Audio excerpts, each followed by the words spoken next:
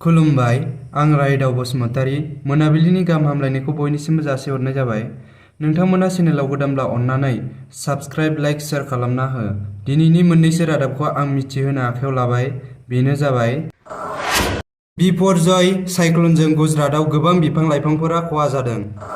मिथिनो मोननाय बादिब्ला कक्राझार पर्बतजरा माथिजार दालां सिंनिफ्राय पुलिस बिफाना गोबां बिबांनि सुरां मोसौ हमनो हादों।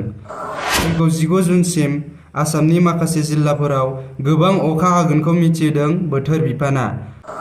BTR नि फरेस्ट हाखौ सरकारा सिलिंखार खालामनायनिफ्राय जेरैखि जाया रैखा खालामनांगौ, बे बाथ्राखौ बुंदों खाम्फा बरग'यारिया।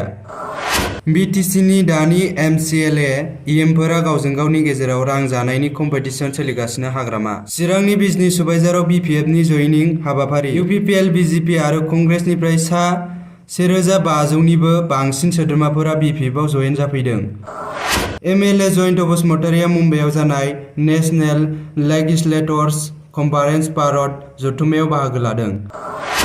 बांलादेश सेलहिट ओनसोलाव 4.8 मेगनिट्युड गोख्रैथियाव बांग्रि मावदों। दिनै 16 जुन फुंनि 10:16 रिंगासो समाव बांलादेश हादरनि सेलहिट ओनसोलाव 4.8 मेगनिट्युड गोख्रैथियाव बांग्रि मावदों। बे बांग्रि मावनायनि दोहौआ गुवाहाटीआवबो नांदों।